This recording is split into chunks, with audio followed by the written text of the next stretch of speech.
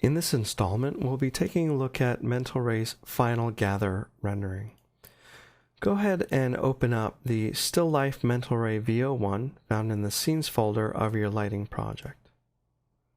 This will open up a still life of fruit on a pedestal with a camera already in place. And let's take a look around in our perspective. Press 7, there's no light, so everything will go black. The idea of Final Gather is to use indirect bounce light from objects that are already in the scene. For example, if we go into the render settings, we change from Maya software over to Mental Ray. We'll leave everything at its default. And one thing we'll need to do is at the bottom in render options, turn off enable default light.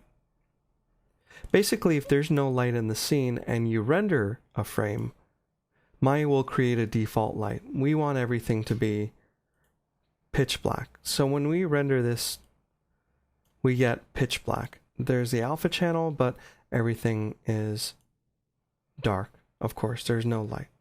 What we're going to do now is we're going to create a new shader for one of our fruit.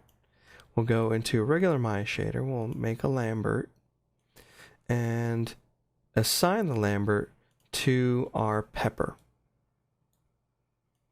Now, in the attribute editor for the Lambert, we have the familiar attributes, color, and so forth, but there's an incandescence. The incandescence will turn all the way up to white. If we go into Mental Ray and render this scene out as is at default, we will get a flat white pepper with reflections in the other fruit because everything is assigned to a reflective blend. But what I'm going to do now is I'm going to enable Final Gather. In the indirect lighting tab under Final Gathering, I'm simply going to turn Final Gathering on. I'll leave everything else at its default. I'll put this in the buffer and I'll go ahead and render.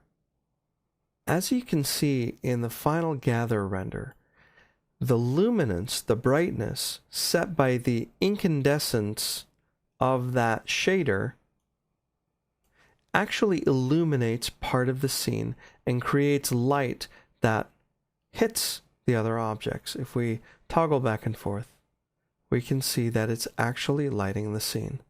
This is quite important, not so that we can create a luminescent pepper, but so we can create lights using objects. Let's go ahead and reset that pepper back to the blend shader.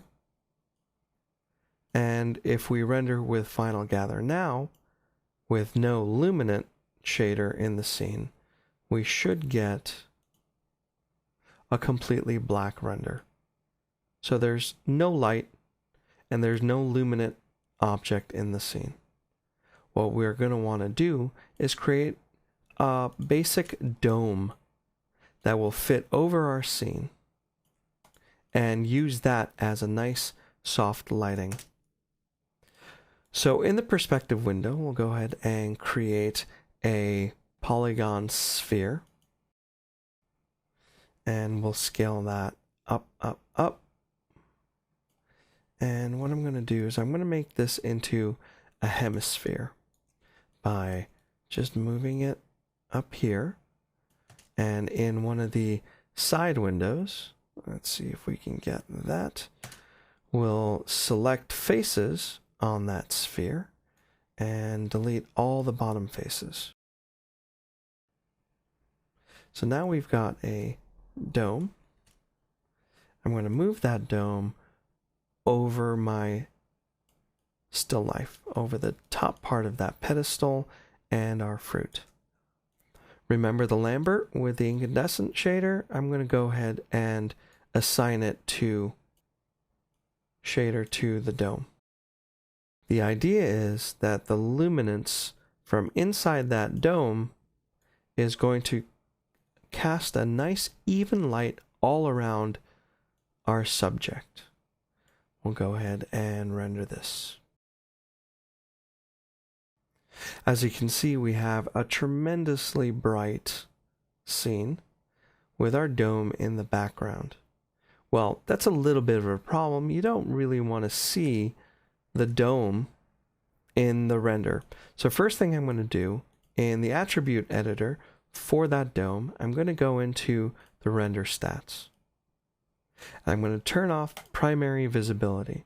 What this will do is turn off the view of the dome. So if I render just this section where we see the dome already in place, it will disappear from view, which is great. Now, we're really, really bright here.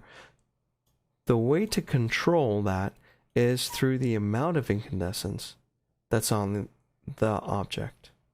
I'll go ahead and reduce the incandescence to about here. And we will go ahead and render this scene. Let's go ahead and do the whole frame. And you'll see that the light has come down quite a bit. Now we've got a very nice even light all the way around. One thing we'll do now is turn all of these objects from that regular blend to an Maya shader, which is this guy right here. Let's go ahead and select all the objects attached to that blend and attach it to the Maya shader.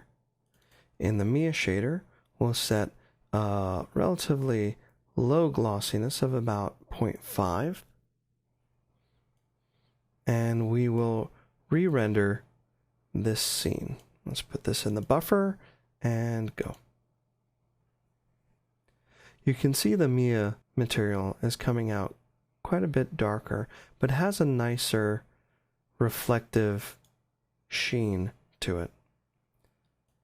The Maya material is wonderful to use with Final Gather and has a nice complex reaction to the light itself.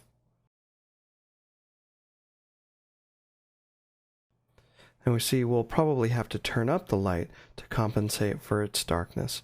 But let's go ahead and assign everything to the Maya shader for now. And while we're at it, let's go to our dome shader, the Lambert, and let's turn the incandescence back up. Let's go to about full, and once we put this in the buffer, we'll render. As you can see with this render, we have much nicer reflection, much nicer glossy reflections that give you a more natural look when used with the Final Gather than, let's get rid of that, than did the typical blend. Specifically in the darker reflective areas, the Maya shader really shines, no pun intended. In this video, we took a look at Final Gather and the wonderful things it can do for indirect lighting, as well as starting to take a look at the Maya shader in Mental Ray.